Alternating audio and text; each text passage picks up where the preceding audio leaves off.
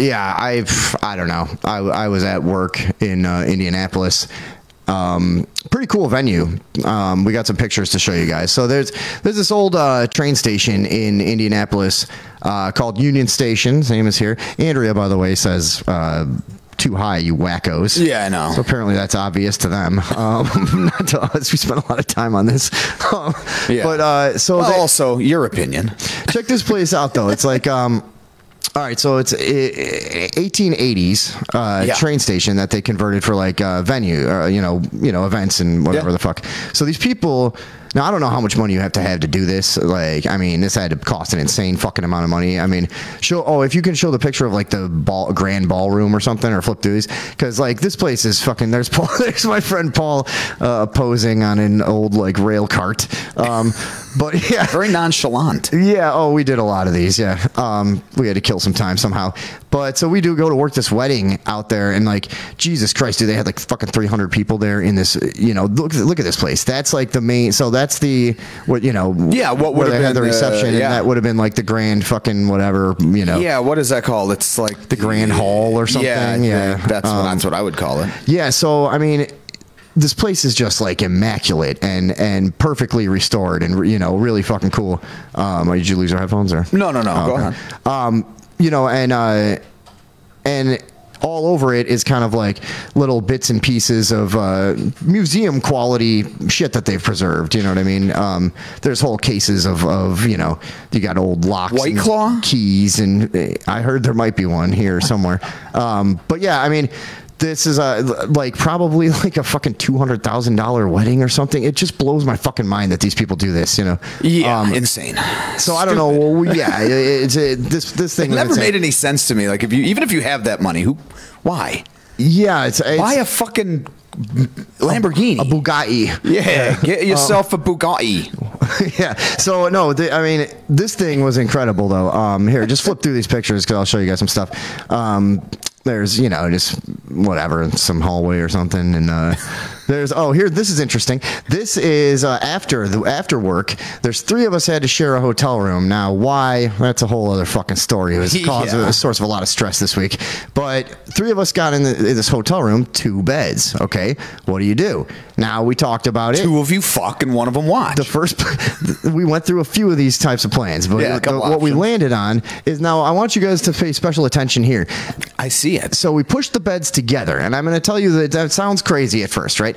But otherwise, it's one guy in one bed, and the other 2 sharing like a twin bed. That's no good. So you need to push these together, but look what you have to do. You have to offset the mattresses from the box spring, so that the middle person, so that it doesn't split, doesn't fucking sink in. Now that's the genius part of this. I just wanted to show you guys that. Yes. And boy, we slept like fucking drunken babies, like 3 kings. Yeah. So we did get fucked up at this wedding, and like some of the I don't know, a couple of the Mexican guys like I think started to think it was funny, like some of the catering staff. Oh yeah. They started to think it was funny that we were just like getting so drunk at work, So they just kept bringing us trays of champagne and shit. They're like, hey, take the rest of this. We're like, all right, yeah. Like I will. At the end of the night, just like go.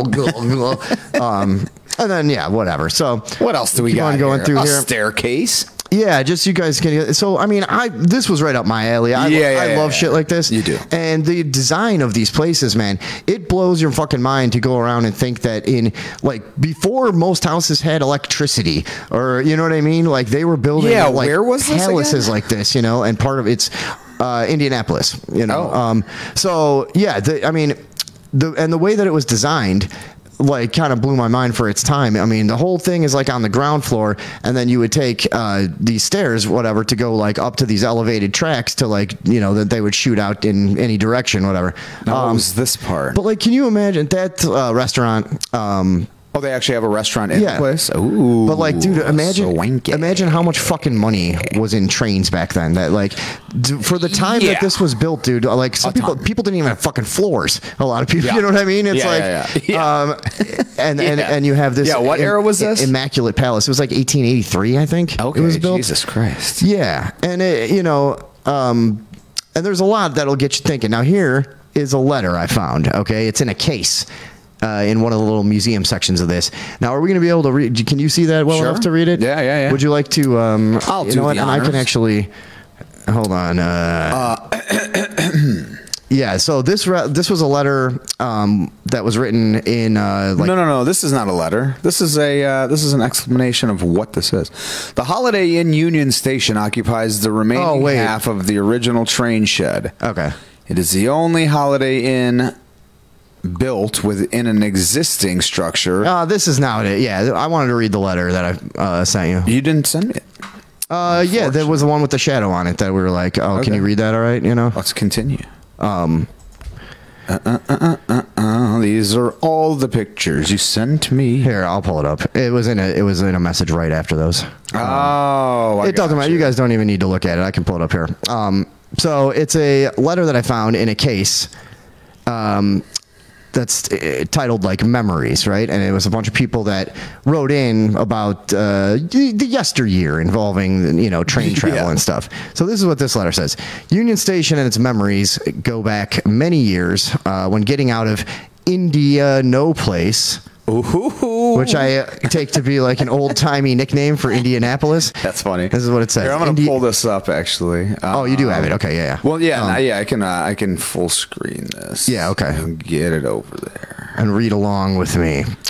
So when getting out of India No Place was the popular sport, it always seemed that Cincinnati was much more sophisticated and worldly. Gives you an idea of what was going on then. Three of my friends and I were awaiting such a Cincy weekend on a steamy, hot, humid Saturday morning. We were bedecked in our best traveling clothes, white gloves, Deliso Debs. I don't know the fucking idea what that is. Half hats, dude. It says you go like forward 50 years. You don't know. Did somebody write this? Who the this what year is any of this shit? They just got a typewriter and fucking faked this. Is this AI? Yeah. This sounds like something AI would have been. No, it's just hilarious how, like, just a few decades go by and, like, anything they're talking about is virtually unrecognizable. Half Deliso Debs, half hats with flowers, and our downfall, leg makeup, which ran all over white gloves and summer skirts. Well, what did you think was going to happen? I think this must have been, for some reason in the World War II, you couldn't get nylons, and so they would, like, put, like, and they would, like, draw a seam to make it look like they had nylons and put something else on. Ooh, tricky. Now, first of all, I guess. So when was this supposed to be? I'm thinking she's talking about like World War II era, but this letter was written in the 80s, but obviously about a bygone era at that time. So anyways, the leg makeup ran all over the white gloves and the summer skirts. Waiting to board our train and depart for beautiful downtown Cincinnati left us impatient and bedraggled. But the Gibson Hotel had a floor show. And a floor show awaited us following a shower and fresh leg makeup. So they had to go redo their leg makeup. But dude, it just was like so basically, you just picture that, right? That's what I'm saying is they would go to a beautiful palace like we just looked at pictures of. They would dress to the nines and they would make a whole thing, and it's like, have you been to a fucking train station nowadays? Oh, it's dregs. I mean, dude, I was just like I had to take the dregs of society, homeless. Well, I guess those are the dregs of society. Dude, it smells like piss everywhere. It's and then also there's cops with dogs and shit, and just like it's fucking horrible energy to it, just polluted air. Well, I'm sure it was bad back then too, and you probably had a lot of coal and stuff, whatever. But maybe, but you know what I mean? Like this was like. People like it just reminds you of like, holy shit, like the society used to like respect itself, and you know what I mean? Yeah, like, that's what I'm getting. How did we get? Well, first of all, leg makeup. Yeah, right. And ladies, come on, let's talk about that. What are we doing? You're slacking out there. Yeah, where's your fucking leg makeup, ladies? A woman walking around with just bare legs, bare unpainted legs. It's disgusting. But Jesus Christ, the fucking. But you go from like a whole lot of them. These people in white gloves in this, this immaculate palace, and then the hotel. And this is another thing: fucking hotels. You didn't just show up to some fucking place and old Indian guys like, here's your fucking key. Give me, you know. You went there. There was a floor show. There was something to eat. You could probably have whatever. You know what I mean? Like, when did we just accept that everything was just gonna suck? You know. Well, it's funny though because now, so this person was very excited, obviously, or people at that time were extremely excited about basically doing anything. Leaving your town was like a special occasion. Is that part of it? Or you know what I mean? It was like going shopping, going to the local, you know, fucking what were the Woolworths and shit like that on Sunday or whatever. People would get their like church clothes on to do things like this. Right. My mom has told me about this, like in the 50s. People like, I remember her saying my grandma would wear a hat to go, you know what I'm saying? There was levels of like, you know, formality, but it wasn't like, you know, it wasn't like a wedding. It was, I guess what you would call like semi-formal. Well, it almost seems like, I mean, but this was just to do what we do. But my point was going to be is now you go to like a fucking wedding like this, and you got people, you know, like they got the fucking shitty teenager that's just on their phone the whole time, doesn't want to be there. The fucking events cost $200,000. Oh yeah. Like, well, I don't give a fuck. What's hilarious about these crazy fancy events too is like everyone's fucking plastered by 10 o'clock. Oh yeah. There's all kinds of like, shitty looking things going on. But yeah, like, you know, so this place is well preserved inside, but like you go outside, and I knew Indianapolis was one of these kind of places, but like it's one of those places where after dark you go outside and it's a much different vibe. All of a sudden it's very, very cracky out there. You know what I mean? And like, yeah, nice, it's very slummy and shit and whatever. But a little cracky vibe. But yeah, like what I mean, I think part of it is. It's like it's a corny thing, and it's something I don't even really want to do.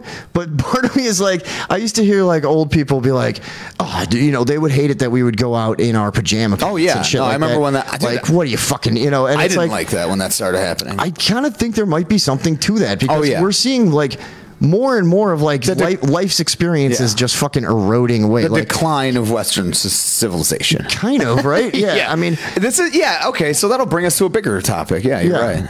Oh yeah, I didn't know if you were finished there. Oh no, I'm just saying it's like, just looking at this old train stuff. I'm just like, dude, what happened to us? What the fuck? Where did we go? People had pride in themselves, right? Yeah. There was a certain amount of personal pride that just sort of was imbued into you by virtue of being part of a society. You were like, oh, I don't want to be the fucking, you know, the shitty. You know what I mean? The lazy roustabout idiot. Right. You know, I don't want to be that person, so I'm going to get up and take a shower and, you know what I'm saying, put my leg makeup on and fucking, you know, step to Woolworths. Yeah, But and at that time, there was like the only motivation. I mean, because like, all right, I've read about how before drug prohibition, you know, before there was like a counterculture, and like, I guess I'm going to try to make the point that like before society was so tightly controlled, people had to like motivate to respect themselves. You know what I mean? It's like, so like being a laudanum addict was very sad, and there was no cool music that went to it. Yeah, and there wasn't like an image. It wasn't like, oh, that's like now I look like the model. There was no term on the runway called like laudanum chic. That's what I'm saying. Right, yeah. No, you were just a filthy fucking you know, good for nothing, and you got kicked out into the street, and you eventually wouldn't be allowed in a train station like this. Yes, no, and for good reason. I don't think anyone should. I don't want you in there now. You know, get off at the laudanum, or don't come in the fucking train station. Is really what we're saying. Get off of my fucking train. Yeah, and so basically, that's our point. Is laudanum's not great. Yeah, this was this was just a public service announcement about laudanum. Does anyone even know what that is? Or are we the only two people? Anyone that watched Deadwood back in the day knows what laudanum is. But no, I do agree that it's funny because when you're younger, or when I was younger, I guess I'll speak for myself. I just saw, you know, I thought it was like kind of cool. You know what? Yeah. Now Andrea says, okay, let's go through some of this. Hi, super spreaders. I'm back. Damn, Matt Amont or Amont. I can't decide. Eric Becker, hey, good evening, gents. Andrea, it's time to bring leg makeup back, obviously. Now, I agree. But no, there's a certain amount of, I remember in my own lifetime, right, when it started becoming commonplace, but was still looked at as like a rebel move to not tie your shoes. This was in the 80s. Okay. And it was like, there was a look. Yeah, it was a thing. It was like spiked hair or something. But they would have like posters at school that would be like, "Hey, tie your shoes, save the you'll fall down." I remember my gym teacher would say, "Save the cool for the classroom." Yeah, like you have to tie your shoes for gym. Yes, so this was looked at as like a cool thing to do. Yeah. That was like one of the initial, not initial, but that was one of the clothing sort of rebellion, and then that slipped into what we have now. And this is heroin epidemic. Then that slipped into the opiate fucking epidemic of the 2020s. I think you're letting Purdue Pharmaceuticals off the hook a bit, but probably the untied shoes. Yeah, it's probably Nike. But no, it's funny. Then I remember though doing that and thinking, oh, I'm so cool, or you know what I mean? I'm like in 5th grade or some shit. And then I remember when my people 10 years younger than me started doing the fucking, I'm just gonna wear slippers and sleep pants out to the fucking stores. So here's the problem I think we have here is that like the bucking of formality is always cool. It is. So it's like, but the first person that does it is like, okay, who knows what's going on there? Probably a piece of shit. Maybe they're honest. fucked up. Maybe they're just trying to find something new to do or whatever. Yeah. But like, so the bucking of formality is always cool in a way.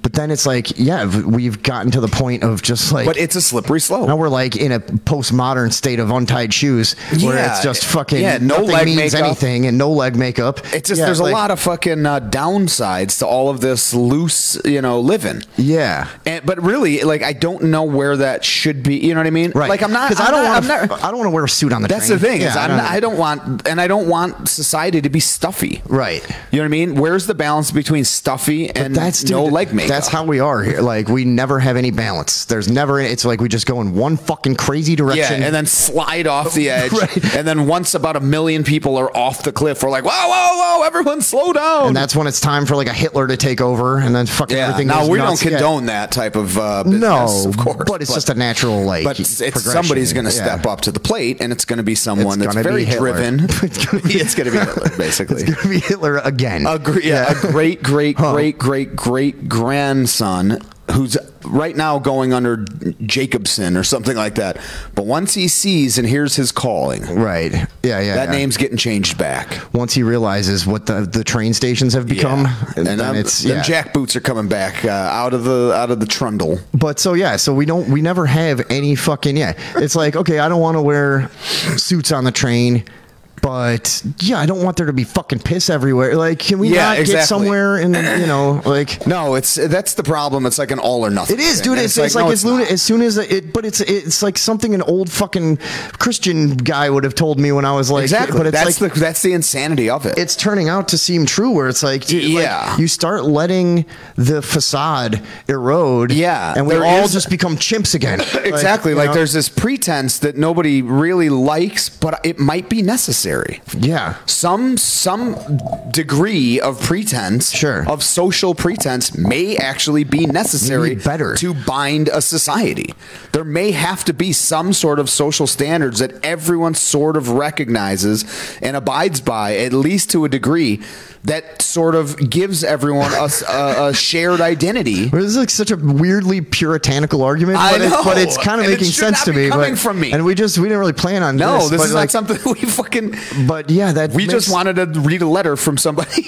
Well, I just kind of wanted to show, I just actually is what I wanted to do is just ask the question: what happened and why? How did we go from, going cross country in beautiful automobiles and you know what I mean? And yeah, right. And like, there's so many aspects of we've talked about like diners before. They're all fucking gone. But at one time, 24 hours a day in every fucking town, you could find.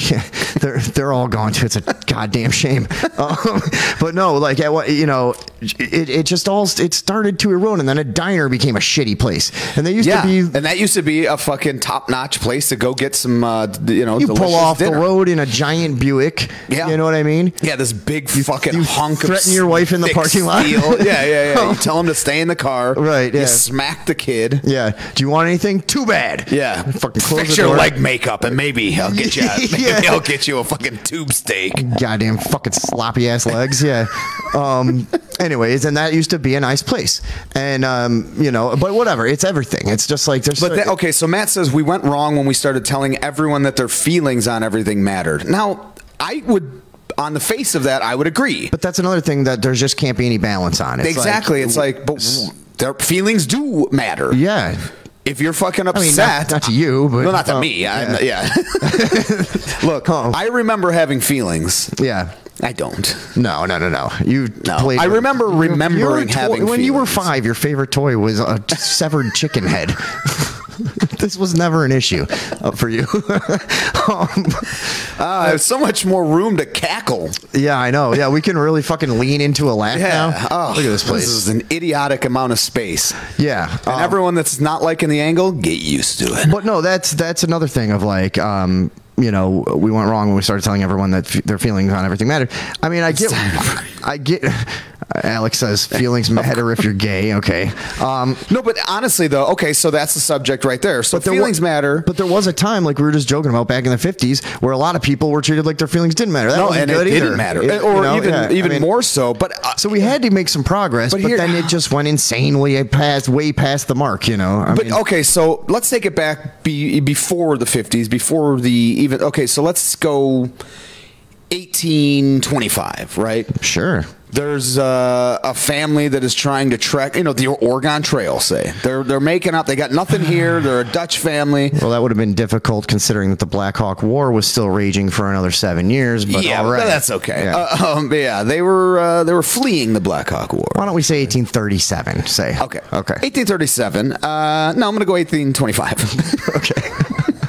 No, okay, but anyways, like around that time, or even earlier, let's say 1795, whatever, there comes a time when anything you did, your life depended on it. It didn't matter if you were sad or happy or any of that shit. It was like, no, get the fucking plow out, do it for 18 hours, go to sleep. Don't worry about being sad, or you'll be dead. Which one's better, sad or fucking dead? Then you had to read the Bible after that. Yeah, because that was the only thing that brought you any solace, is thinking that there's maybe something after all this fucking hellish existence. Yeah, but plowing all day and fucking just splintering up your entire fucking, your leg makeup is not even, just plowing, and like all your kids are dying constantly. You're plowing your kids? Yeah, I mean, back then, who would stop that's you? True. And no, but like, yeah, whatever. But yeah, see what I'm saying though. Like, there's a point in the not too distant past where feelings actually couldn't matter, right? Because your life was sort of a survival state. So as we make that out, as things become more convenient, as things loosen up a bit, it seems that humans' just natural tendency is to be like, I don't ever want to be sad. Well, and it's like, well, who wants to be sad, really? I wish I could be anything. Just let me feel. A fucking cutter inside, brother. Yeah. But yeah, so that's when we started this, opinion should be thought of as fact. That's closer to what I meant. Oh, when we started this, opinions should be thought of as fact. Oh, yeah. I see what you're saying. Yeah, opinions, on the other hand, that's not. I mean, you're talking about like the fucking the Ben Shapiro, kind of argument. Like emotional mafia running loose the past 5-10 years, whatever. Yeah, where it's just that's like a current thing. But I think, again, to his point, that's kind of where this has come from. It's just like, shut up, you old fuddy-duddy. I don't tie my shoes. And then it's like, I don't put real pants on. And then it's like, I don't actually want to work. And then it's like, I'm not doing anything that I don't want to do. It's crazy. It's like, no, well, wait a minute. How society will collapse then. And it's a quick fucking drop, man. Yeah. That's only a couple generations from like, to everyone do cocaine and make money on the stock market. Yeah. And then to just like the fucking collapse. Yeah. It's not long. How long do we have left, do you think? Probably till tomorrow. I would have said like I'd say like 8 years ago. I would have never believed we'd still be going now. You know what I mean? As a country, like with life being relatively normal still. Like, I mean, I can't see that we have too much longer. I don't know. I mean, I think a lot of people have pointed this out. I think everything's like a pendulum, just nature itself. Ebbs and flows. So I think like the tide goes in, the tide goes up, pendulum goes this way, goes beautiful. that way. It's all there's a natural balance and order that is maintained even despite our best efforts to fucking topple them. Yeah. So I do think that eventually, like we've seen, it's the weirdest thing because the younger younger generations now, it's like the radical thing is to be conservative and have conservative viewpoints and not buy into all the fucking feeling. You know, it's like, God, do you know how annoying it would be to be in high school and have like a bunch of Republican friends? Like, yeah, where they're all like, the whole not thing, annoying to us because we'd be the fucking most radical Republicans. I wonder if we would be that if we were now in high school. Fuck yeah. Like, because, well, but that whole movement can be annoying too, because it's like, it's just a backlash to like everyone's parents being these like super fucking, you know, like kind of maudlin liberal types and whatever, you know what I mean? And they're seeing that be fucking roasted constantly online everywhere. Yeah, and it's like, okay. But then I like a lot of people, they start getting, you know, these like very, very like, you know, moral authority type of like, you know, very rigid, old school Christian right wing thing. And I'm like, God, you're also annoying. Like, the fuck, you know? Here's, I think, one of the biggest problems. But that is, I've seen that with a lot of young kids are like that now, you know? Oh, I know. Like, yeah. And I would say, on its face, I'm a fan because I've seen where the other place goes. I've seen where our generation, like, kind of slipped to. Yeah, where are we? Well, just the fucking nothing's real. I can just be whatever the fuck I say I am, and you have to agree with me. Is that us? No, I'm saying where our generation's rebelliousness slipped to within like a couple more generations. Rejection of everything puritanical. Yes, and that's what I'm saying. The bucking of formality. We've seen God, where that we ruined goes. the world. Yeah, Fucking basically Christ. It's us, dude. Okay. All right. Well, now what? Well, now we do this. So you think the conservative kids are what? I mean, because it's like they're just going to start a war or something. Yeah, that's the problem. Like, I was going to say is I think most people just need to meditate or is that what this comes down to? I really think. Will that bring the train stations back? I think that would be they'll be steampunk, but see, I could live with that. You know. That would actually be fine. Yeah, it's like I mean, I'll wear a fucking top hat. We know Critchlow will, compared to just the like hellish dungeons that they are now. Yeah. Dude, I've never been anywhere, any train station or bus station that wasn't absolutely packed to the gills. Bus stations, with the utter dregs of society and fucking derelicts everywhere. A bus station is like that's robbery. Yeah, well, you're about to get robbed. Buses are terrible. Yeah, I mean, I've been on. Yeah, God, I could tell you some bus stories. But, Jesus Christ, could I? But no, Ed, you will never meet a normal person, really, you know, on the bus. What happened? Jason Weimer goes, "What's this I read about a new hat?" Because I put on there, it's like, and one of us may have gotten a new hat. Well, you're gonna have to guess which it is. Yeah, which one of these is new? Newer. This one's actually new. Oh, is it? Okay. Hey, congratulations. But oh, no. No, I'm not wearing the new one. Happy New Year. Anyways. Same shit. Oh, yeah. Hey, anyways. You know, the phones are open